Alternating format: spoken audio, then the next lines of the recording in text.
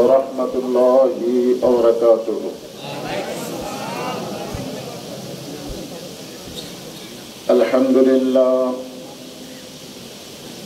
الحمد لله نحمده ونستعينه ونستغفره ونؤمن به ونتوكل عليه ونعوذ بالله من شرور أنفسنا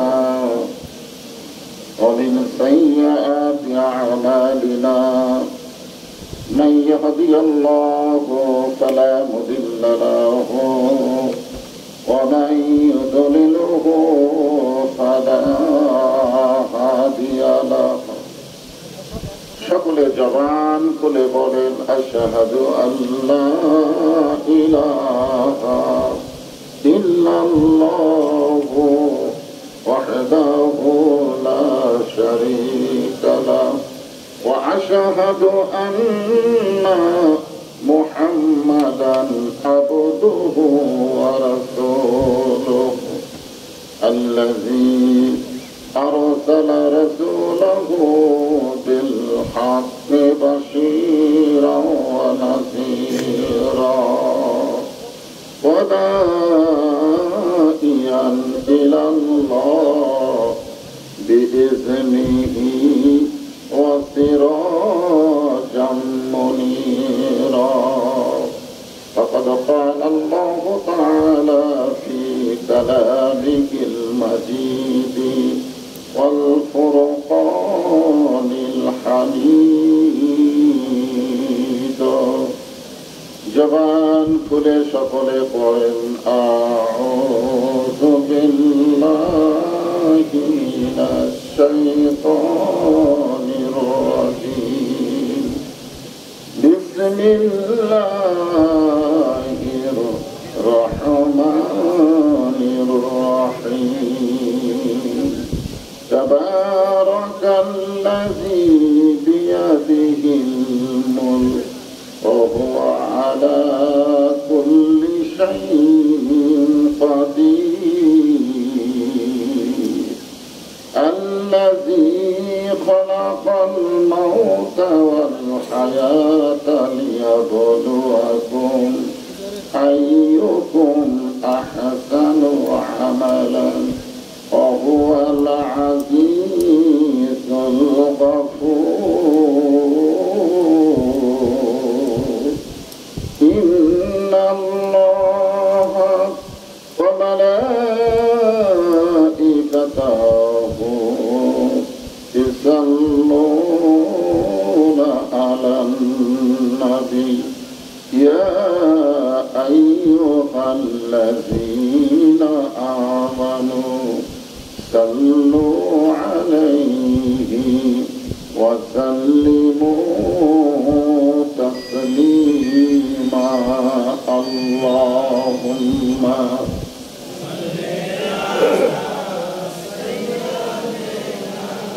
مولانا محمد وعلى آله سيدنا شفيعنا পাহাড়ের ধুলি লাগিয়া মুসা নবীর সম্মান বেড়ে যায় তোর পাহাড়ের ধুলি লাগিয়া মুসা নবীর সম্মান বেড়ে যায় নুরু নবীজির জোতার ধুলাই দয়ার নবীজির জোতার ধুলাই আল্লাহর আরশ ধন্য হয় আল্লাহুম্মা সাল্লি আলা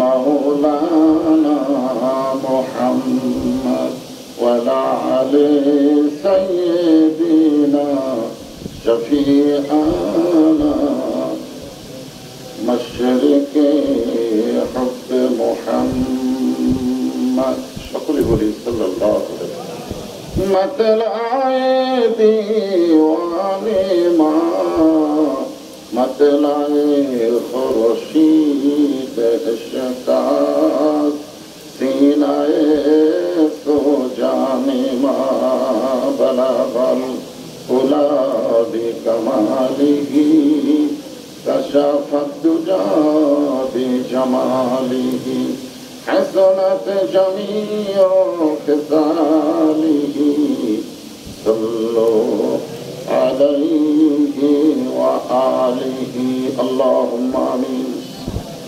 জান্নাতের বাগান থেকে জান্নাতি মানুষদেরকে নিয়ে আমি গুনাহগার তোমার রহমতের দরজায় দোকানা হাত তুলেছি আল্লাহ।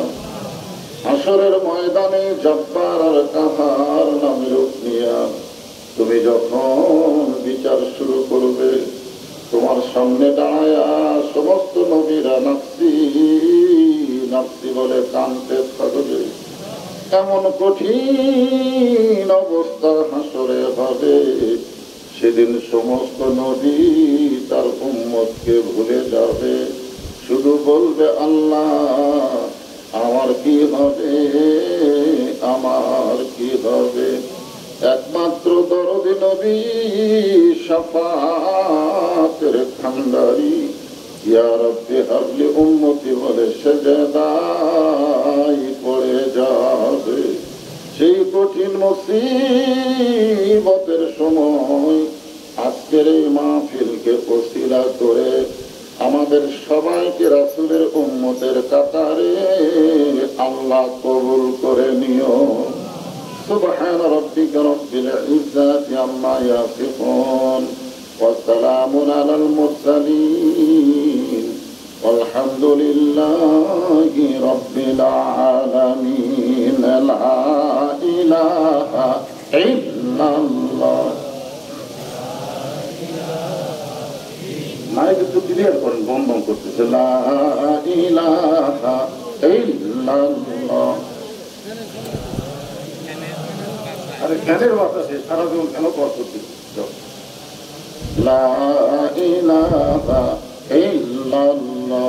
জ্ঞানের বাতাস আসতেছেই পর্যন্ত মাইকে আসতেছে। দেখেন লেভেল দেখেন, এটা সাফল করে দিচ্ছে। লা ইলাহা ইল্লাল্লাহ, লা ইলাহা।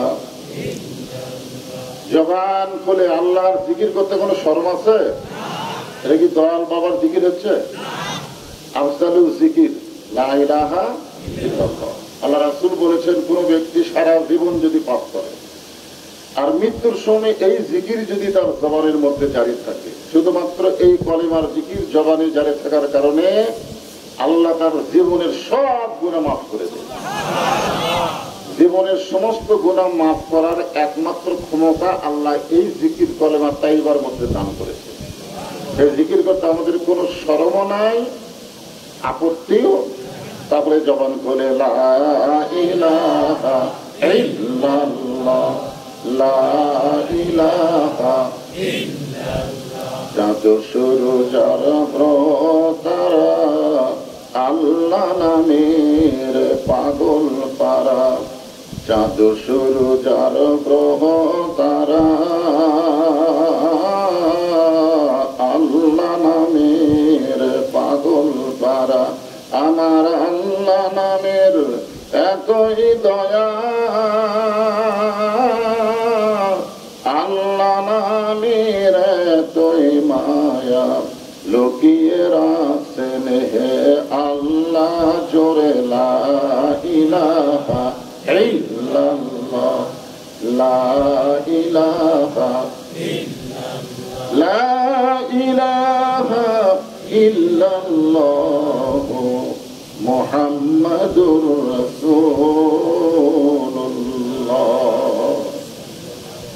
সকলেই বলবো সাল্লাল্লাহু আলাইহি ওয়াসাল্লাম।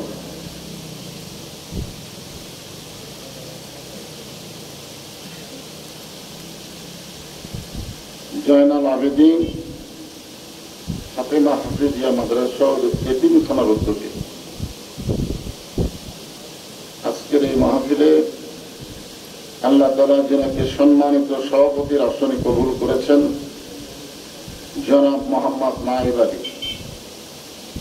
আজকের এই মাহফিলের সম্মানিত সভাপতিকে অন্তরের অন্তঃস্থল থেকে আমি শুভেচ্ছা জ্ঞাপন করছি।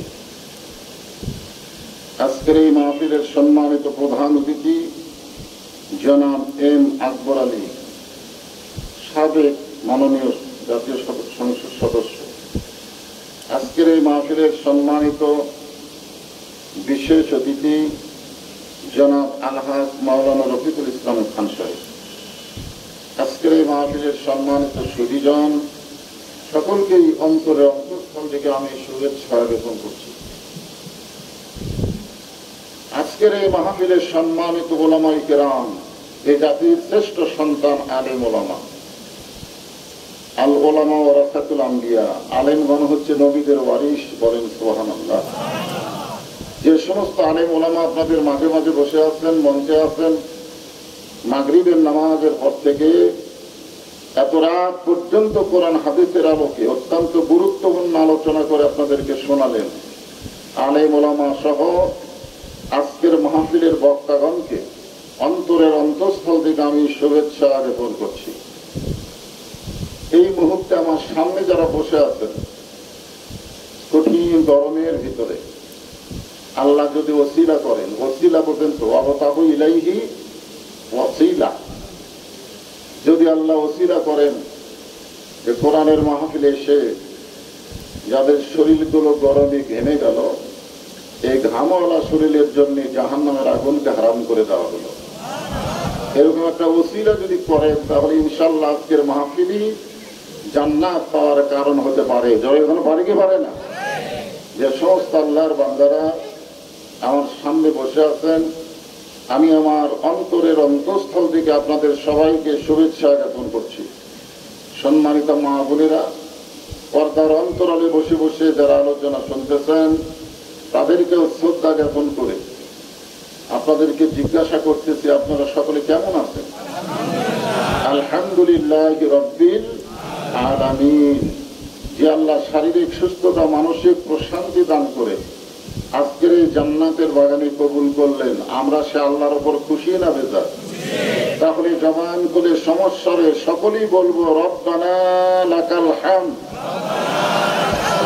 হামদান কাসীরান তাইয়িবান মুবারাকান ফীহি। আমরা প্রশংসা করলাম কার? কেন করলাম? আল্লাহর প্রশংসা করলে লাভ না ক্ষতি? কত লাভ! তামলাউল মিজান। আল্লাহ রাসূল বলেছেন, একবার কোন বান্দা যখন আল্লাহর প্রশংসা করবে, আলহামদুলিল্লাহ শব্দ উচ্চারণ করবে, আল্লাহ মিজানের পাল্লাটা নেকি দিয়ে পরিপূর্ণ করে দেবে। জিজ্ঞাসা করা হলো, সেই মিজানের পাল্লাটা কত বড়? রাসূল বললেন, আসমান এবং জমিনের মাঝখানে যে ফাঁকা আছে তার সমান। এই যে সুবহানাল্লাহ, যাই চালাক সুবহানাল্লাহ বলে ফেলল। একবার যদি সুবহানাল্লাহ শব্দ উচ্চারণ করে, আল্লাহ তার উপর খুশি হয়ে জান্নাতের বাগানে একটা গাছ লাগাই দেয়। কত বড় গাছ! যার ছায়া অতিক্রম করতে একটা তেজস্বী ঘোড়ার দৌড়ালে সময় লাগবে 500 বছর। যে আল্লাহ তাআলা আমাদেরকে মুসলমানের ঘরে মুসলমান হিসেবে কবুল করেছেন, আমরা সে আল্লাহর উপর খুশি না বেজার? আল্লাহ ইচ্ছা করলে আমাদেরকে দুর্গা পূজার মধ্যেও খালাবার পারত, ঠিক কিনা বলবেন? এই কিছুদিনের মধ্যেই শুরু হয়ে যাবে আমাদের বাংলাদেশে দুর্গা পূজা। আপনারা বলেন তো, পৃথিবীতে যত ধর্মই থাক না কেন, কোন ধর্মকে আল্লাহর কাছে চালু? একটা মাত্র ধর্ম। আল্লাহ বলেছেন, অমাইয়াবতাগি গায়রাল ইসলাম দীনান ফালা ইউকবালা মিনহু। ইসলাম ছাড়া অন্য কোন ধর্ম কেউ যদি গ্রহণ করে, আল্লাহ বলেছেন কখনোই তা কবুল করা হবে না। আল্লাহর কাছে একমাত্র কবুলযোগ্য ধর্মের নাম হলো ইন্নাদ দীনা ইনদাল্লাহিল ইসলাম। আল্লাহ দয়া করে রহম করে রুহের জগৎ থেকে এই দুনিয়ার জগতে আমাদেরকে মুসলমানের ঘরে কবুল করলেন। আল্লাহ ইচ্ছা করলে হিন্দুর ঘরেও আমাদের পাঠাবার পারতেন, পারতেন কি পারতেন না? আল্লাহ যদি আমাদের খ্রিস্টানের ঘরে পাঠাতো, আমাদের করার কি আছে বলেন? করার তো কিছুই নাই। কিন্তু আল্লাহ ওই সকল ঘরে না পাঠাইয়া মুসলমানের ঘরে পাঠানোর অর্থই হলো আল্লাহ আমাদেরকে ভালোবাসেন। জোরে গান ঠিক কিনা? মাশাআল্লাহ, মুসলমানের ঘরে আমরা কবুল, এই জন্য শুকরিয়া দান আর একবার বলি আলহামদুলিল্লাহ। আমাদের ভাগ্য এত ভালো, আমরা ভাগ্য করে এমন একটা নবী পাইছি যিনি শুধু নবী না, তিনি হলেন আমাদের নেতা। সুবহানাল্লাহ। নিদানে আখেরাতে তরাইতে পড়ছে রাতে, কান্ডারি হইয়া নবী পার করিবেন সেই তরণী। সবাই বলেন নবী মোর পরশমণি, নবী মোর সোনার খনি, নবী নাম ভাবে যেজন সেই তো দোজাহানের ধনী। এমন একটা নবী আমরা পাইছি যে হাসরের ময়দানে আল্লাহ যখন হাকিম হয়ে আমাদেরকে আসামি করে বিচার শুরু করবেন, ওই সময় আমাদের নবী উকিল হয়ে বারিস্টার হয়ে আল্লাহর কাছে আমাদের ব্যাপারে ওকালতি করে আমাদেরকে সুপারিশ করে জান্নাতে পৌঁছায় দিবেন। আল্লাহ রাসূল বলেছেন, আমি ততক্ষণ পর্যন্ত জান্নাতে প্রবেশ করব না যতক্ষণ পর্যন্ত আমার উম্মত উম্মতিনীরা জান্নাতের বাইরে থাকবে। তার মানে বোঝা গেল আমাদের সবাইকে নিয়ে আমাদের নবী জান্নাতে প্রবেশ করবেন। এমন একজন নবী পাওয়ার কারণে আমাদের কপাল ভালো না খারাপ? এই জন্য জবান করে আর একবার বলি আলহামদুলিল্লাহ। কঠিন গরমের ভিতরে যে কোরআন থেকে আলোচনা শোনার জন্য আপনারা বসে আছেন, সেই পবিত্র কালামুল্লাহ শরীফের সূরা মুলক থেকে আমি আপনাদের সামনে দুটো আয়াত তেলাওয়াত করেছি। সূরা মুলক নাম তো শুনেছেন? সূরা মুলক নাম শোনেন নাই? আমাদের বাংলাদেশে কিছু পাগল ছাগল আছে, তারা বলে ইসলামের সাথে রাজনীতির কোনো সম্পর্ক নেই। পাগল ছাগলের অভাব। ইসলাম আলাদা, ধর্ম আলাদা, রাজনীতি আলাদা, ধর্ম আলাদা, এই যে কথা যারা বলে তাদেরকে আমি একটু শোনানোর জন্য বলতেছি যে কোরআনের মধ্যে যদি রাজনীতি রাজত্ব নামের একটা সূরা থাকে, মূল শব্দের অর্থ হলো রাজ্য, রাজত্ব। রাজ্য এবং রাজত্ব নামের সূরা যদি কোরআনে থাকে তাহলে ইসলামের সাথে রাজনীতি আছে না নাই? মাশাআল্লাহ। এখানে আল্লাহ বলতেছেন তাবারাকাল্লাযী বিয়াদিহিল মুলক, গোটা পৃথিবীর রাজত্ব, কর্তৃত্ব, মালিকানা একমাত্র কার হাতে? হাজিরা মনে করেছিল আমার হাতে, যার কারণে ওর কান করে এমন বলা শুরু করছিল যে 41 সালের আগে আমাদেরকে নামাইছিল। আসলে ভবিষ্যতের খবর একমাত্র জানে কে? আরো জোরে বলেন। কিন্তু কিছু কিছু লোক ভবিষ্যতের খবর বলা যখন শুরু করলো, আল্লাহ তখন এমন একটা খবর দিলেন যে ক্ষমতার মালিক এখানে বোঝা গেল অহুয়া আলা কুল্লি শাইইন কাদির। সমস্ত ক্ষমতার মালিক কে? আল্লাহ। মাশাআল্লাহ, খুব খেয়াল করবেন। তারপর আল্লাহ বলতেছেন আল্লাযী খালাকাল মাউতা ওয়াল হায়াতা লিয়াবলুয়াকুম, মৃত্যু এবং হায়াতকে সৃষ্টি করেছেন কে? কি জন্য? এমনি এমনি না। লিয়াবলুয়াকুম, পরীক্ষা করা হবে। আইয়ুকুম আহসানু আমালা, সুন্দর আমলের পরীক্ষা। সুন্দর আমল যদি আমরা করতে চাই, বর্তমানে উল্লাপাড়া যে পরিবেশ আছে, এই পরিবেশে সুন্দর আমল করা যাবে না। সুন্দর আমল করতে গেলে সুন্দর একটা পরিবেশ লাগবে। যেরকম ঠিক কিনা? সুন্দর পরিবেশ না হলে সুন্দর আমল কেমনে করবেন? আল্লাহ যে বলতেছেন আহসানু আমালা, আমি সুন্দর আমলের পরীক্ষা করব। তাহলে সুন্দর আমল করতে গেলে সুন্দর একটা কি লাগবে? পরিবেশ লাগবে। সুন্দর একটা পরিবেশ যদি তৈরি করতে চাই তাহলে সুন্দর একটা সমাজ লাগবে। সমাজ যদি সুন্দর না হয় পরিবেশ সুন্দর হবে না। কথা ঠিক কিনা? সুন্দর একটা সমাজ যদি তৈরি করতে চাই তাহলে সুন্দর একটা রাষ্ট্র লাগবে। ধরে কোন কি লাগবে?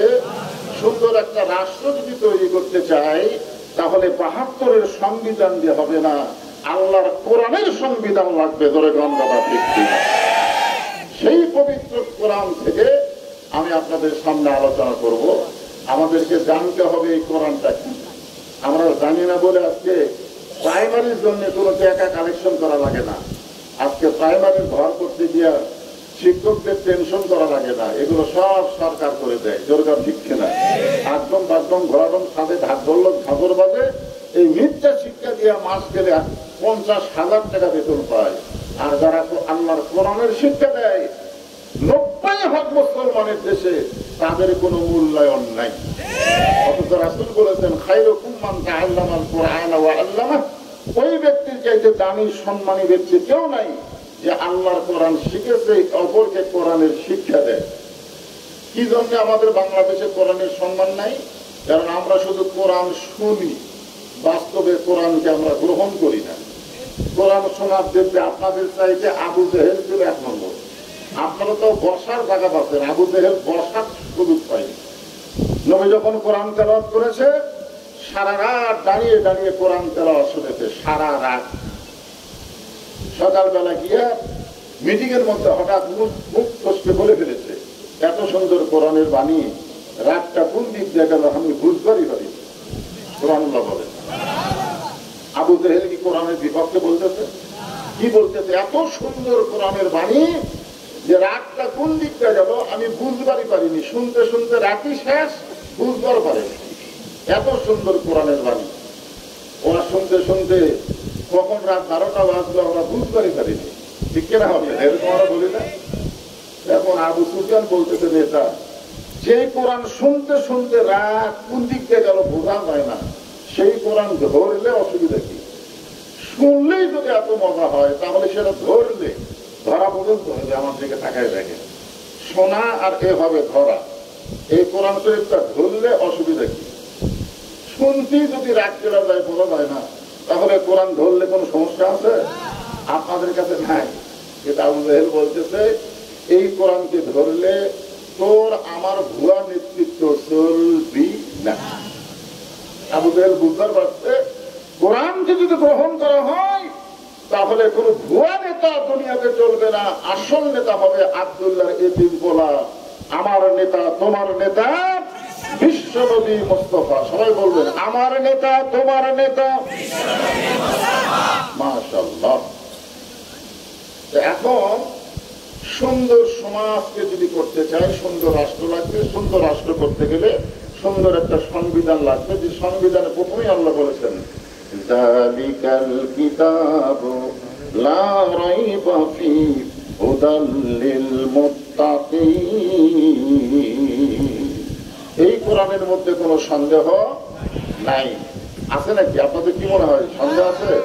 এই কোরআনের মধ্যে কোনো ভুল? আল্লাহ তাদেরকে জবান দিতে, তারা সবাই বলা লাগবে। কেউ বলতেছেন নাই, আর কেউ মুখ বন্ধ করে আছেন, তো আপনার কান্দের ফেরেশতা কি দেখবে? বন্ধ না, যারা নাই বললেন তাদের ডান কাঁধের ফেরেশতা লিখলো, কিন্তু যারা মুখ বন্ধ করে আছেন তাদের ফেরেশতারা কি দেখবে? কিছু লিখবে না। আল্লাহ বলতেছে বাম কাঁধের ফেরেশতা যারা মুখ বন্ধ করে আছে লেখ। ফেরেশতা বলতেছে আল্লাহ কি দেখবো, শুনতে তো পাইনি। আল্লাহ বলতে তুই শুনতে না পারলে কি হবে, আমি আল্লাহ শুনেছি। আল্লাহ আলিমুন বিযাতিস সুদূর। মুখে বলা লাগে না, অন্তরে খবর কে জানে?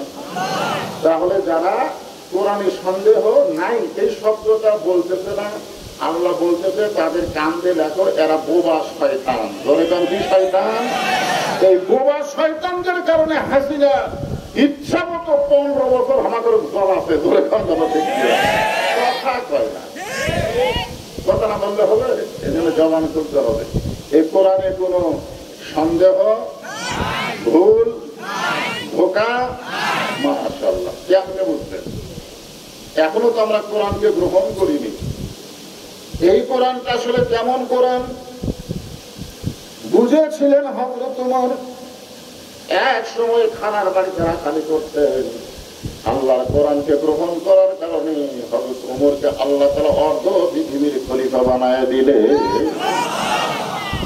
আজকে বাংলাদেশে যখন কোরআন যে চলবে তখন নেতাদের চাল চরিত্র কেমন হবে আমরা তো জানি। আমাদের বাংলাদেশে যতগুলো নেতা হয় এরা নেতা হয়ে বাংলাদেশে সব টাকা পয়সা নাড়া বিদেশে বেগম পাড়া, কানাডা, আমেরিকা, ভারতে বাড়ি বানায়। জনগণ ঠিক কিনা? কিন্তু আল্লাহর কোরআন যখন রাস্তা চলবে তখন নেতার চেহারা কেমন হবে? ছোট্ট একটা ঘটনা থেকে আপনারা বুঝতে পারবেন। জুমার দিনে হযরত ওমর মসজিদের মেম্বরে দাঁড়িয়ে খুতবা দিচ্ছেন। জুমার দিনে হযরত ওমর মসজিদের মেম্বরে দাঁড়িয়ে খুতবা দিচ্ছেন। এমন সময় মাঝখান থেকে এক মুসল্লি দাঁড়িয়ে বলতেছে, ইয়া আমিরুল মুমিনিন, আপনার খুতবা আমরা শুনবো না। আমি শুনবো না এ কথা বলেনি, বলছে আমরা শুনবো না। আমরা বলতে কি বোঝা গেল? সবাই শুনবে। ওমর ফারুক বললেন, আমার খুতবা না শোনার পিছনে আমার অপরাধ কি? বলে, আপনার অপরাধ হলো আমাদেরকে খাটো পাঞ্জাবি দিয়া আপনি লম্বা জুব্বা করে খুতবা দিচ্ছেন। যতক্ষণ পর্যন্ত এই লম্বা জুব্বা আপনি কোথায় গেলেন এটা না বলবেন, ততক্ষণ পর্যন্ত আপনার খুতবা আমরা শুনবো। সাধারণ একজন মুসল্লিকে লোক মাতিছে, ওই সময় হযরত ওমরের পাহাড় কি জানেন? রাস্তাতে গেলে শয়তান 40 দিন যায় না। বাংলাদেশের মতন 96টা দেশের খলিফা বলে যান সুবহানাল্লাহ। বাংলাদেশের মতন কয়টা? 96টা দেশের খলিফাকে আটকায় দিতে জুব্বা লম্বা থেকে। হযরত ওমরের চোখটা দরদর করে পানি পড়তেছে।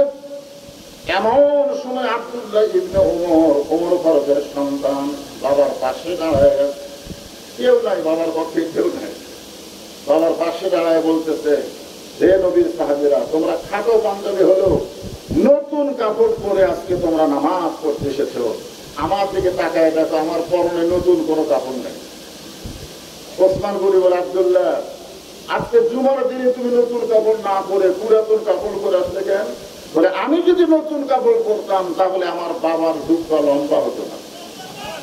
আমি যদি আজকে নতুন কাপড় পরতাম তাহলে আমার বাবার জুব্বা লম্বা হতো না। তোমরা তো সবাই ঘুম পারো, কারণ কোরআনে যখন রাষ্ট্র চলবে তখন আপনাকে চেতন ফেরা লাগবে না, চোর আসবে না, ডাকাত আসবে না, মানুষের কোনো ক্ষতি হবে না, কারণ তখন নেতাদের দায়িত্ব এমন ভাবে নেতৃত্ব দিবে, ফোরাত তুলে একটা কুকুর যদি না খেয়ে মরে আল্লাহর কাছে জবাব দেওয়ার ভয় থাকবে তাদের কলিজায়। জোরে গান দেখবে না, তো খেয়াল করে।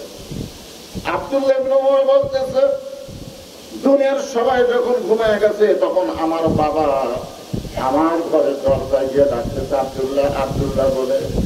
আমি দরজা করে তাকায় দেখি বাবার হাতে একটা পাঞ্জাবি। আমি খুশি হয়ে বললাম, বাবা, বাইতুল মাল থেকে আমার একটা পাঞ্জাবি দিচ্ছে, আপনি গভীর রাত্রে আর একটা দিবে রাখছেন। আসলে নেতার বেটা হওয়ার মধ্যে লাভ আছে, একটা তো পাইছি, আর একটা আপনি দিবে রাখছেন।